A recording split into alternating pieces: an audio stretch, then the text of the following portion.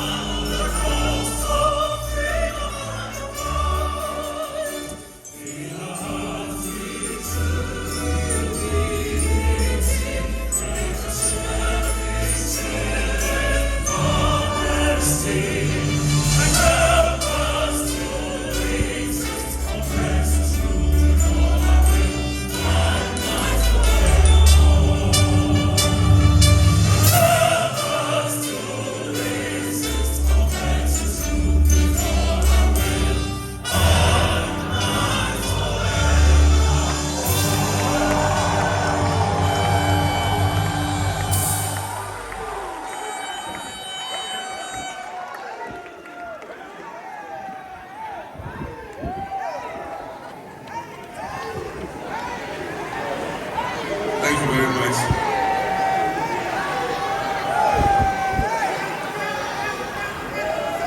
Her Excellency, the Vice President of the Republic of Ghana, Jane Nana Ukoko-Agyeman, Her Excellency, the wife of the President of the Republic of Ghana,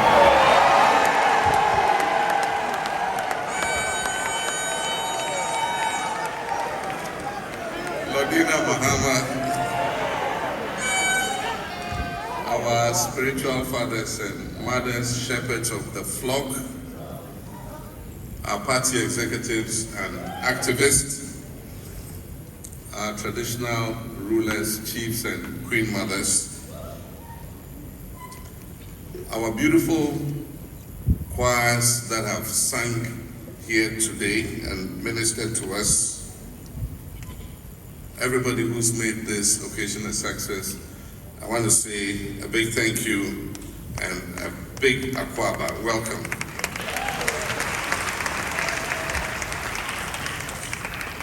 It is with immense gratitude and humility that I stand before you today. This Thanksgiving service is a testament to the boundless grace of Almighty God and the unyielding power of prayer.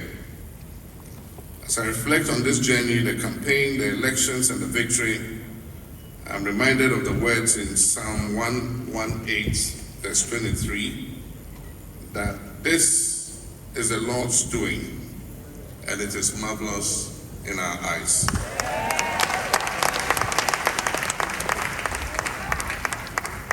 We have three things to be thankful for. And the first is that He took us through this journey safely, protected and preserved us so that we were able to go through the campaign without incident. Amen. The next thanks goes to Him for granting our heart's desire to win this election and be able to do good to our country. My third thanks, for which I'm grateful, goes to the Christian community for the prayers and fasting that many people all across this country executed for us to be victorious. Indeed, on every step of the way, we called on the clergy. I remember we had the meeting with the clergy in Accra. We had a similar meeting in Kumasi and then also in Tamale. And we asked them to pray and cry unto God for us to be able to see this day. And I want to extend my sincerest thanks to them and to say that at the appropriate time, we're going to meet again in Accra, Kumasi and Tamale to say proper thanks to all the pastors who came together to pray for us.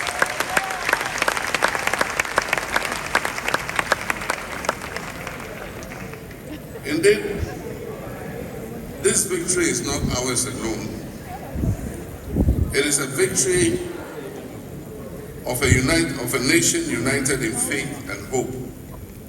It is a manifestation of the will of God and the collective prayers of millions of Ghanaians who trusted that He will guide us through. To Him alone be the glory, for He has done marvelous things. Allow me to express my heartfelt gratitude to all who have been part of this journey. To my team, your dedication, sacrifice, and belief in our shared vision for Ghana has been instrumental in this achievement. You worked closely, often at great personal cost and sacrifice, to bring us to this point, and for that I'm deeply thankful. To the Christian community and faith-based organizations, I cannot thank you enough. Your steadfast prayers, encouragement, and active role during the elections have been a source of strength for me and my team and all who have participated in this process.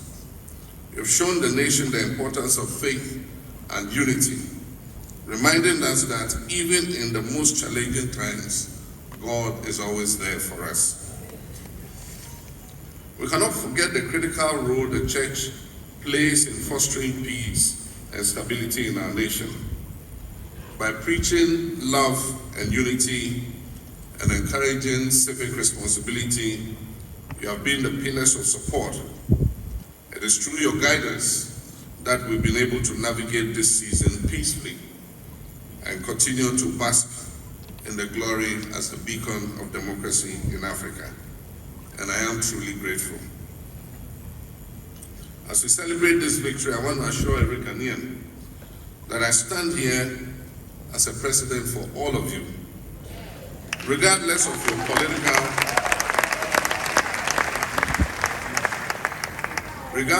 your political, ethnic, or religious affiliation. This is a moment for Ghana.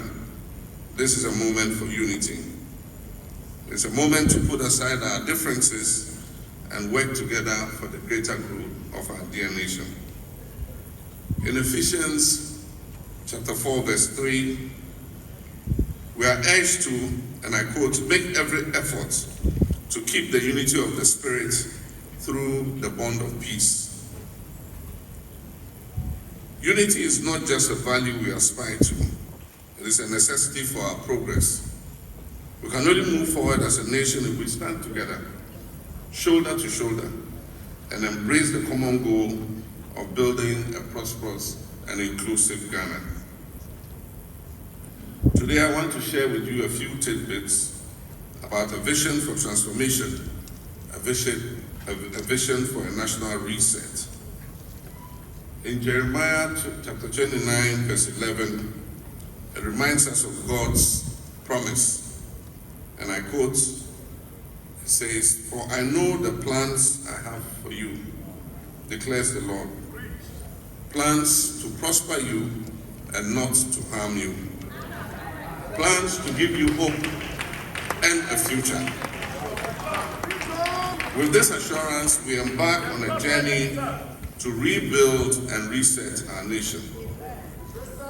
The resetting of our nation, Ghana, is anchored on restoring hope and creating opportunities for all. We will address the challenges of unemployment by investing in entrepreneurship, in vocational training and value chain development in agriculture and industry. Our youth deserve better opportunities, and we are committed to providing them with the tools that they need to thrive in life. We'll prioritize healthcare, ensuring that every Ghanaian, no matter their location or economic status, has access to quality medical care. In this regard, we'll compile an inventory of all uncompleted health facilities and prepare a plan and program to complete and operationalize these.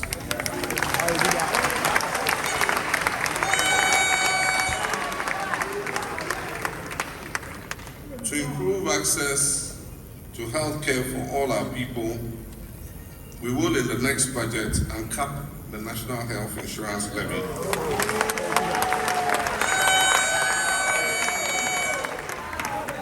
This is important so that the National Health Insurance Authority can have sufficient funds to reimburse health service providers for the care that they provide to the public. Education will be another cornerstone of our reset, with a focus on improving infrastructure and providing resources for teachers and expanding access to technology for students.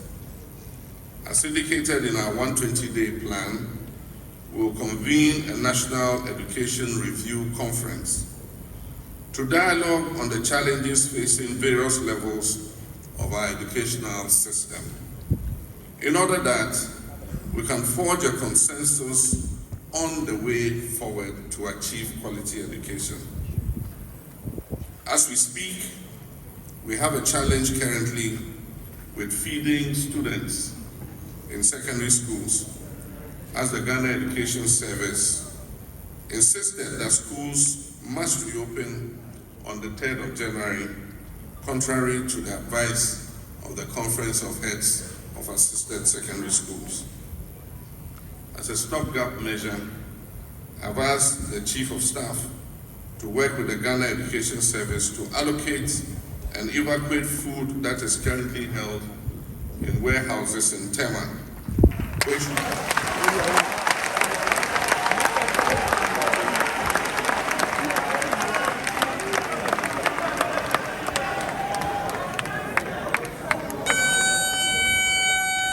This food was imported by the outgoing government in response to the drought that occurred last year. But in this emergency, we need to use some of that food to feed our students so that education can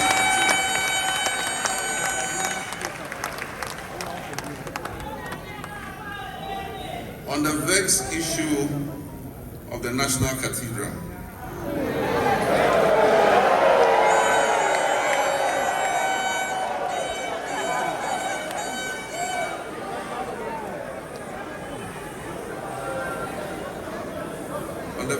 of the National Cathedral, the Commission on Human Rights and Administrative Justice directed government to audit the project and investigate any misuse of public funds.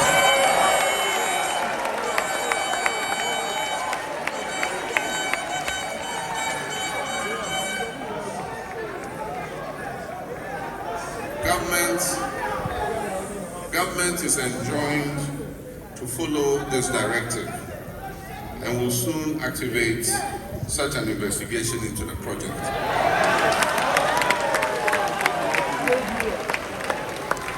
But on the future of the project, the cathedral, I believe that all of us as Christians must forge a consensus on how to achieve such a project without recourse to public funds.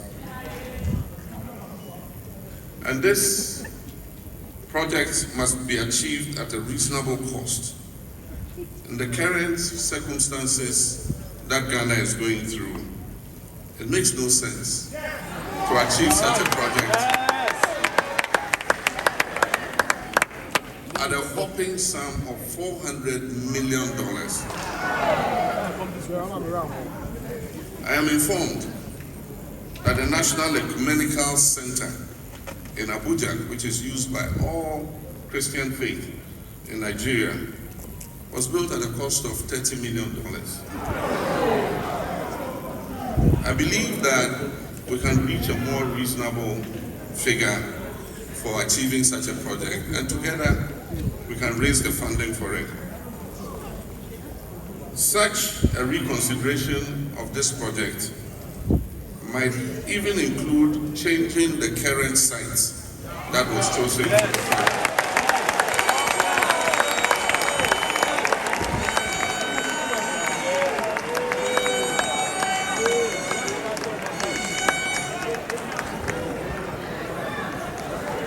I leave the the rest to any such future consultation that we will have as the body of Christ. As leaders, we are called to serve with integrity and accountability.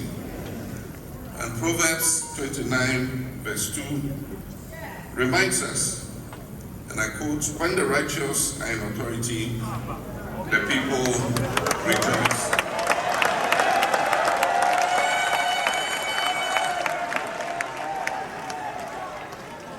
I therefore pledge before you, my holy fathers, to lead a government that is transparent, that is accountable, and focused on justice and fairness, as you just exhorted us today. We'll strengthen the fight against corruption relentlessly, knowing that it undermines the very fabric of our society. Any persons who find themselves appointed to public office has to be made aware that they will be held to the highest ethical and professional standards. So all those of you who are applying me with your CVs, know that it is not going to be an easy job. And it's not going to be business as usual. We will govern with the understanding that we're stewards of the resources and trust that is bestowed upon us by the sovereign people of Ghana. In Genesis 2 verse 15, the Bible says, and I quote, "The Lord God took the man and put him in the Garden of Eden to work it and take care of it." This verse therefore reminds us of our duty to be good stewards of our nation. We should take Ghana as the Garden of Eden, and that God gave us a charge to work our country and to take care of it. We will work diligently to restore our economic prosperity. We will work diligently to promote sustainable energy and protect our environment. We will ensure the equitable distribution of resources so that all Ghanaians can benefit from the bountiful blessings that God has given us. The challenges we face are great, but with determination, innovation, and a collective effort, we can overcome them and build a Ghana that future generations will be proud of. As we embark on this journey, I humbly ask for your continued prayers and partnership. Governing a nation is a responsibility that requires wisdom, strength, courage, and humility. I'll continuously seek the counsel of men and women of God, knowing that without him, we are nothing. In 2 Chronicles chapter 7, verse 14, and the Lord says, "If my people who are called by my name will humble themselves and pray and seek my face and turn from their wicked ways, then I will hear from heaven and I'll forgive their sins and will heal the land."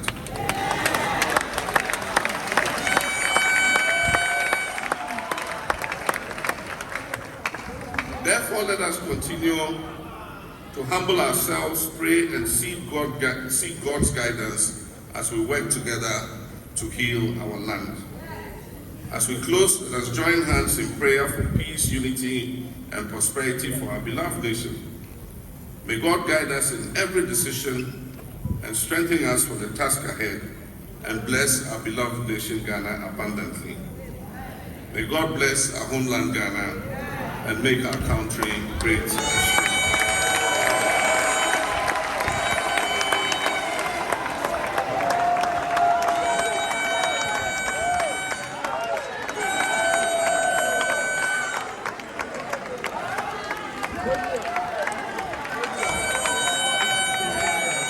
Ladies and gentlemen, let's give God a round of applause.